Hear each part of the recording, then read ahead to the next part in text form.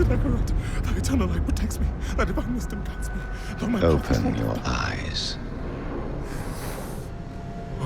It's coming! Eternal light protects me. Diablo 4! It's actually happening. I'm not gonna lose my mind.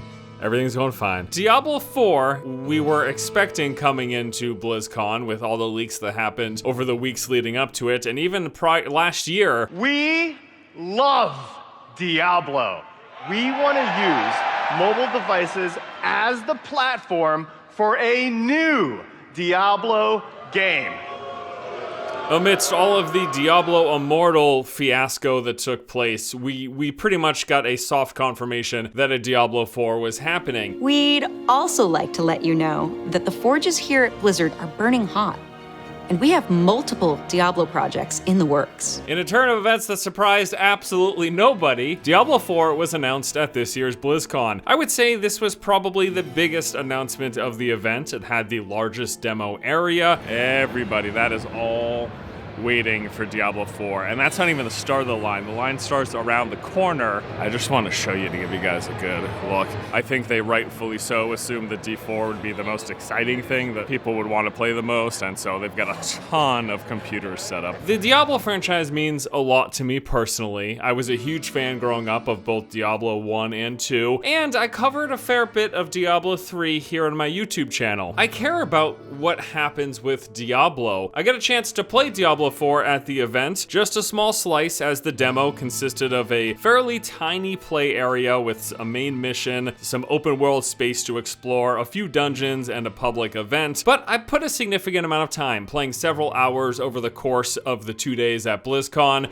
where actually I've got access to the press area, so I can go back and have my own demo station, which is really nice. And I want to talk a bit about it. I not only want to share with you my thoughts and some of the gameplay experiences that I had, but also just what we know about Diablo 4 at the moment. I just want to get this out the way. It was hands down the thing that I'm most excited about coming out of this year's BlizzCon. I love the look of it with this focus on kind of this dark, gritty ambiance, and not only the environments and the monsters, just the overall style, everything about it, and even the feel of gameplay. Everything feels a little bit more rooted in reality and less over-the-top bombastic. I mean, even looking at the abilities, for example, the Barbarian, instead of this seismic slam, he has this upheaval ability where it basically digs the weapon into the ground and hurls piles of rocks towards the enemies. It's still supernatural in skills, and there's definitely magic with things like the Sorceress, but it's rooted a bit more in this gritty, realistic tone. And I really appreciated that. Now, it's also quite clear that from what we played that this is a very early build. There was definitely a lack of the finely tuned polish. It didn't feel bad or buggy to play by any means, but I would say compared to a finished Blizzard product, everything just felt a little bit off, a little bit rough around the edges, I guess was the best way to explain it. The animations weren't quite as smooth as I expect that they will be in the finalized product. Character animations, ability animations, and even the look of portions of the environment. I expect the polish to get tuned up quite a bit between now and whenever the actual launch happens. So let's talk about the three classes. Again, we have 3 right now. There's going to be 5 total at launch, but the 3 that we had in the demo were the Sorceress, the Barbarian, and the Druid. So starting things off with the Sorceress, I had a Frostbolt ability, which was my basic spammable attack, and then a resource user in the Fireball. There was also a Blizzard spell, which slowed down enemies and did AoE. This Lightning Spear, which kind of darted around and would attack enemies in my area, could call down a meteor, and the coolest ability was the Conduit skill, which basically turned the Sorceress into a ball of lightning that would teleport towards the enemies that you clicked on. I mean, it felt pretty cool that you literally turned into lightning incarnate. I enjoyed the Sorceress, but I think the other 2 classes I probably preferred. So next up, we've got the Barbarian, which had a Frenzy basic attack, and then the Upheaval skill I would equate to Seismic Slam, but flinging rocks. There was a nice feel to the gameplay with this particular ability because there was a delay. So basically, you would click the ability and there'd be a moment where the Barbarian would drag the two-handed weapon along the ground and then fling up that upheaval of rocks and debris towards the enemies. And there's something very satisfying about that animation and that motion. There was a Rallying Cry ability, which basically buffed me and made me unstoppable. A Rupture skill, which did dot damage. The Leap ability, and and then Wrath of the Berserker, which is just an overall buff to the Barbarian. Now finally, we've got the Druid, which initially I didn't expect to care much about. I never played the Druid in D2. It was clearly my favorite class. The Druid just feels like a total badass. There's 3 forms. You've got your basic Druid form, and then there's the Werewolf and the Werebear. And depending on your skills, you will transform between those 3 variations of the Druid. So my left click was a Shred attack, which was like this basic kind of frenzy attack, and then my right click was a Pulverize, which turned me into the bear and then slammed on the ground doing AoE damage. I also had 2 Wolf companions, and if I clicked the skill again, I would target a specific enemy, and I think they got like increased crit chance on that enemy. There was a Trample ability, which had me charging forward as the bear form. I could cast a boulder in a direction, brought out a boulder pushing enemies back. It was like a nice CC, and I think it also did damage. And then finally, there was a Cataclysm, allowing me to call upon the elements to do basically AoE damage around the Druid. The game felt good. It looks fantastic. I love the dark vibe. I mean, it was just great. Having put on some hands time.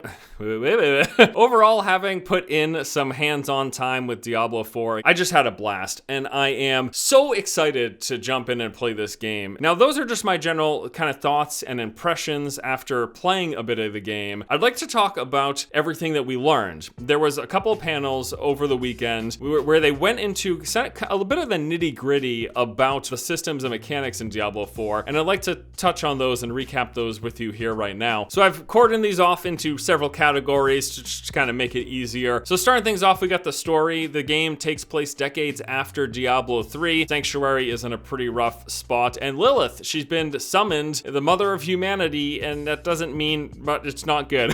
It's not good. Things aren't looking good for the world of Sanctuary. Let's just put it that way, as always. So the game in general, just an overall recap, open world isometric ARPG with a non-linear campaign, and it's going to be evidently building upon the best things of Diablo 1, 2, and 3. So the world itself is an interesting change. We've got one massive world with 5 distinct regions that you are able to seamlessly explore. They said at one point in the panel you could go from the top of the world and walk all the way through the 5 zones, all the way towards the bottom of the world. Now, the open world is going to include things like dungeons you can go into. There will be world events and bosses, and this is a shared open world. They're kind of working in some of these MMO-light elements. There will be other players in the kind of top-level open world space. So what is shared will include like public world events, public bosses. There's going to be PvP zones, social hubs where you will not only pick up quests and talk with NPCs, but you can meet other players there. But the instance part of the game will come through the dungeons as well as the campaign missions. Those you can do by yourself or with a specific group of players that you decide to party up with. Big open world, it's a shared space. So as you're going and throughout your adventuring, you'll be seeing other players. They wanted to make a point though that you're not going to be overrun by other players. They still want Sanctuary to feel like this kind of oppressive, desolate place. It's just as you go along your adventures in the various zones, you might come across a couple players here and there, and especially during things like world events and bosses, you're likely to encounter other players. It'll be dynamically shifting the number of people you can come into. Now, they made it seem like there isn't an option to just strictly cut off having other players in your world, but again, since we're far away from the launch, that could change based on feedback, or maybe not as they push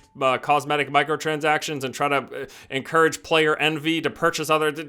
And I briefly mentioned it before, but something else I'm very excited for about their world discussion is the PvP zones. I just adore open world PvP in these kind of games, and I'm so excited to see what that brings. Travel, worth noting, there will be waypoints in the world, but they're also introducing mounts into this game. Now, mounts will be customizable with armor pieces, saddles, and trophies. You can also, there can be like special effects on your mount. You can make it so that you go faster or you're harder to dismount. And there's also going to be dismount abilities. So depending on your class, you'll have an ability to get off the mount and immediately do something, which is kind of a cool thing. Next up, I want to talk about dungeons. There will be hundreds of dungeons in Diablo 4, all randomly generated, and they're saying no more loading screens between dungeon levels to allow for some seamless exploration. The dungeons will include random events on top of the randomly generated layouts, and there will be dungeon objectives. So each dungeon will have specific objectives to that dungeon wrapped with that randomization that I mentioned earlier. Now, they briefly touched on endgame dungeons as well. They're trying to focus on varied content, strategic depth, and player agency. And one of those features that they were able to mention at this BlizzCon was the dungeon key system, where you can upgrade a dungeon to an end game variant, which will include different ranks and affixes to make the dungeon more challenging and reward better loot. Next up, we've got the monsters. There was a big focus on enemy faction families like the Fallen, the Skeletons, and the Drowned. There was a big emphasis on these families and the different characters and units within them working together to try to take the players out. So like there'll be frontline enemies and casters or ranged characters in the back, as well as swarmers. This isn't anything particularly unique or special. In fact, I'm pretty sure this exact kind of system was in Diablo 3 as well. They also said that elites with strong affixes will be making a return, and they're also adding the enhancing affixes, which will amp up their base skills and abilities. And they touched on some new boss mechanics like the stagger system. You can use crowd control abilities against bosses. As you do that, it'll fill up a bar, and once it's completely full, it will stagger the boss, which will have some effect. Like as an example, boss with these two big spears on its arm, and if you staggered it, it would break off one spear, and if you staggered it again, it would break off another, which will then further kind of change the dynamics of that fight. Let's move on to classes, and I touched on this in my own personal impressions, but they just had some overarching principles. 5 classes will be in the final game. So far, we know of the Sorceress, the Barbarian, and the Druid. 2 more are coming down the road. The Sorceress is said to be the Master of Magic, a fragile caster class that does high damage from a distance. One mechanic that they talked about was the stacking chill mechanic, that when you get enough stacks, it will eventually freeze the enemy. The Barbarian is said to be a master of weapons, a physical warrior with heavy melee attacks. They're introducing the Arsenal system, where the Barbarian can actually equip 4 weapons at a time, and the weapons will be used based on the skills. So certain skills will use your 2 one-handed weapons, other skills will use your 2-handed weapon, and as you alternate between, it will just automatically switch between those weapons that you have equipped. And then finally, we know of the Druid, the master of earth and storm elements, and the Shapeshifter, who transforms instantly between human, werewolf, and werebear forms. Also, something cool in Diablo 4 is all classes have an evade dash ability with a short stagger at the end. So